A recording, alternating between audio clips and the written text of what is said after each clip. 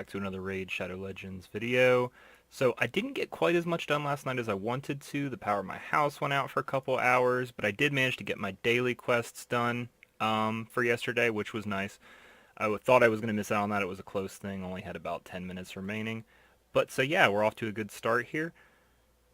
So let me just briefly go over some of the things that I did yesterday. With champions, I ended up getting my war priests, and I think everybody gets a war priest. I think it's a guaranteed drop for completing the first set of levels. And pretty much what we're gonna do is for now I'm just kind of throwing some crap gear on her, get her HP up a little bit, maybe get her speed up a little bit. I got attack percent boots for now, but we're gonna try to get some speed boots on her. Let's see if I have any. Not yet, but that's okay. So healers, you want them to be going a lot. You want them to be pretty tanky, high defense stats, high HP stats. Because no matter how well you scope their attack, they're really just not going to do that much attack damage. You can see the difference between like Athel, who has a base of 318 attack, and between our War Priest, who only has 204 attack. And the scaling's only going to grow more different as time goes on, and they increase in levels and things like that. So, real quick while we're on Athel, my main first goal, getting a lot of my artifacts up to level 8 or higher. That's kind of a really good spot to stop at for gear of this level because you don't want to invest a whole lot of money into upgrading them, but at the same time you kind of want to get the extra bonus stats you get from getting it to 8. Like she got accuracy from this one for getting to 8. She got a crit rate bonus of 4% from getting this up to level 8. So that was nice. That was pretty much exactly what I wanted to see. Real quick for new players who don't know how the equipment works, these first three pieces of equipment, your weapon, your helm, and your shield, they always have this stat. Their primary stat is always going to be the same. Weapons will always have attack, helmets will always be health, and shields will always be defense. These next three can have a couple different stats. And I think with gloves, it can either be crit rate, attack percent, or flat attack. The ones you want to look for, depending on the champion, are going to be attack percent or crit rate, or you're looking for percentages on these. It's almost very, very rare cases you could make the case for flat stats, so just a number instead of a percentage being better, but that's almost never the case. And with boots, I always try to put speed boots on everything. Typically, mobile games like this, these turn-based games, whoever takes the most turns is going to end up winning. And that this game has given me no indication that's going to be any different here. I played Summoner's War for a long time. Speed team comps absolutely dominate that game. Champions that give your team speed bonuses and boost their turn meter are absolutely amazing. Hoping to get a couple of those maybe in the next couple episodes here. I do think I got enough potions to get Athel ascended a rank. I did. So we're going to go ahead and ascend Athel. And it doesn't look like I didn't get quite enough before when I got back online to get her to the next level of Ascension, but that's fine. Ascension is good because it gives you more stats, but it's not a huge amount of stats. It's just one of these things you should do for champions. The main reason to ascend is some champions have Ascension skills at rank 3 of Ascension, and we can see, I'll just pull up Athel here as a good example. She has an Ascension skill, and it doesn't show it in this menu. So I'll go ahead and pop over here. So here we go. We should be able to see it here. So these ascension skills are going to be denoted by this little exclamation point here that says that when this skill is ascended, or when this champion is ascended to a certain ascension level, they're going to get a bonus effect on this skill. Hers isn't that major, just an extra 15 chance of inflicting a critical hit, which is not nothing. That's still really good, but it's not going to be game breaking for her early game. One other thing I really want to go over quickly is, I know it's super tempting, if we go into shop reel here, to spend your gems, especially early when they're just throwing gems at you, to get these shard packs. These are really good, do not get me wrong, but if I can recommend something, do not spend a single gem in the gem shop to get shards until you can get your gem mine up and running. You want to get it leveled up all the way, in my opinion, because at full capacity it gives you like 15 gems a day, and just 15 guaranteed gems. I think the math works out to like after 2 months of pretty consistent play, it starts paying for itself. It breaks even, and that's great because that's just going to be 15 free gems a day at some point, just for a little bit of investment of time. So we did get up to level 15 last night. The first couple levels, just breeze through them, no problem at all. One thing I did though is I went back to grind to get these challenges done. And I think these go sequentially. Like the first level is going to have you do these tasks, and once you claim all these, it'll give you the second level, and it wants you to farm for gear. And this isn't a bad idea to do. Just do this as you're going along because it's really going to be a pain in the butt. If you get to a super high level, then later on you got to come back and grind through these because you're just not getting anything worth your time. But at this level, it's a good idea to go ahead and complete these. Just because you're going to be using that gear even if it's crap gear. Because, hey, this game's all about, like, slow, steady advancement. You start with crap gear, you get gear, you get good gear, and then you get, like, the really good 5-star epic gear. So we're going to go ahead and claim all those. And as you can see, once we claim all those, we're going to get a reward. And this is going to be a rare skill tome. It's going to be really important to get these rare skill tomes pretty quick. So our next artifact assignment was equipping our attack type champion with some stuff. Ethel is our attack type champion, so we went ahead and equipped her with some stuff. We're going to get these. And as you can see, the money's just rolling in now. I think we just got like 100k plus for clearing those. So now it wants me to go into the sewers of Arnok. I'm probably going to do that off screen. Maybe I'll do one run just to show you how well these champions clear the sewers of Arnok. But pretty much what I'm going to do is I'm going to be just grinding the levels. It's good XP early. And just get it, like I said, completing these as you go is the best way to do it, because on my other account I neglected to do any of this, and now I'm grinding the first couple levels on normal just to get these quests done, and it's a pain in the butt. So you can see here that we completed Stage 3, the Magic Keep. The keeps, for those who don't know, let's go over there really quick. So this game has 3 elements plus Void. Okay, so the 3 elements, there's kind of a combat triangle. I forget right off the top of my head which is effective against which. But so these are going to be open at random days of the week. Today it happens to be a Sunday when I'm recording, so the Void Keep is open. The Void Keep is only open on Sundays. So if you have Void champions you're trying to ascend, go ahead and hit the Void Keep. Alright? Yesterday was the Magic Keep. Tomorrow it's going to be the Spirit Keep. And Tuesday is going to be the Force Keep. And the Arcane Keep, this is like your basic potions. Every champion in the game needs these potions to ascend. This is always open, so don't worry about it. If you didn't feel like getting to it one day, just do it some other day. We're going to be getting into these probably tonight, now that I've progressed a little bit. These are where you're going to be getting your good loot. Like, the story mode is going to get you some okay beginner's loot, but you're not going to get anything super impressive. Like, the Dragon's Lair is where I started at. Just because I figured, like, hey, Dragon, that's pretty typical for an RPG. Let's go there. It's easy.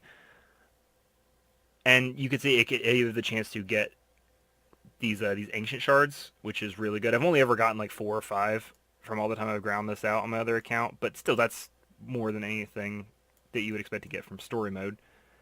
And you can see this dragon has a chance to drop accuracy, speed, lifesteal, destroy, toxic frost, daze, avenging, and stalwart sets. The best sets for starting are probably going to be your speed and your lifesteal sets. I don't really play with any of these other sets. I'm pretty sure they probably have niche cases in the high arena. And there are probably some champions that are really good. But the other set that you would look out for is Toxic, because that's really good for Clan Boss, which we're probably going to get into in the next episode. Keep an eye out, because in the next episode I'm gonna pop a link to my clan, or I'm going to pop up the clan name for my main account. It doesn't have that many members in it so far. We have a couple really good players, and we're getting really close to killing the first clan boss. So if you want to hop in and help out with that effort, hey, we'd appreciate it. And, everybody needs to get into a clan at some point in this game. At some point, you're going to get a quest that won't let you progress until you get into a clan. We also have our missions here. Going to have to do a little bit of upgrading later. For now, let's show off like what my champions are capable of doing right now. So we're going to go ahead and pop into the sewers of Arnok. Yeah, and we're gonna go ahead and try to power through this right quick. So we got our Ethel, got our War Priest, our healer. So we got attack, heal.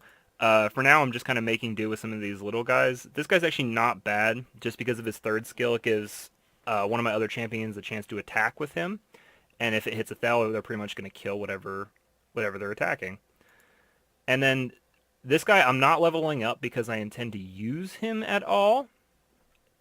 They're just for food. So when they get up to level 20, I'm going to make them a 3-star, and they're going to help boost my Ethel up even higher. They're going to help her get to the next rank. And we'll go more into that later if needs be. So yeah, we're just going to get in here, Load times are terrible on BlueStacks. Sorry about that.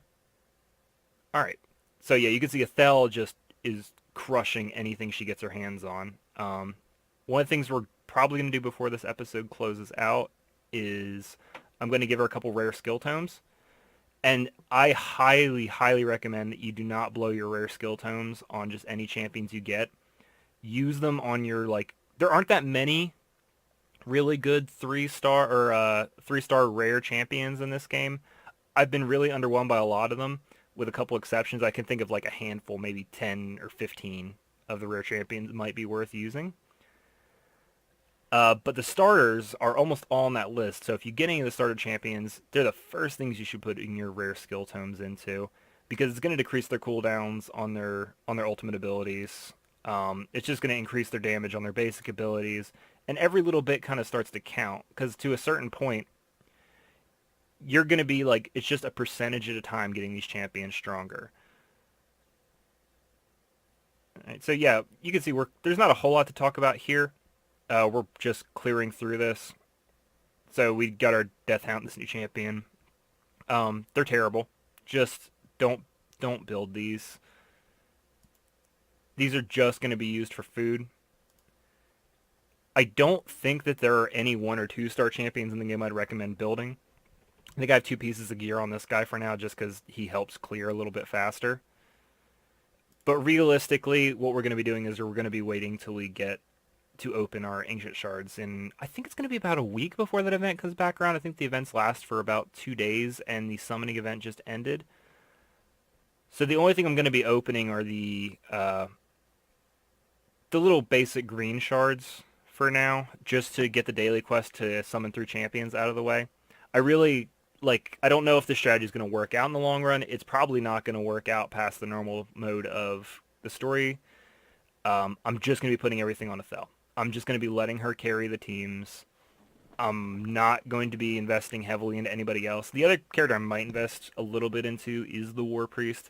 She carried me pretty far in the last game, but she's so easily replaceable. There's a lot of rare champions that replace her and do it better. One of the champions we're going to be looking out for early is a champion known as the Apothecary. And he's pretty good. He has heals. He boosts your turn meter. He either puts enemies to sleep or freezes them. I can't remember which one. But he is kind of like he is probably, in my opinion, one of the best rare champions in the game. Because there are people who take him and put him on teams with all their epic champions. I mean, he is just very good. He provides a lot of utility for the team. And once again, this game is kind of ruled by speed. Like, if you're fast, you're good, and he makes your team fast.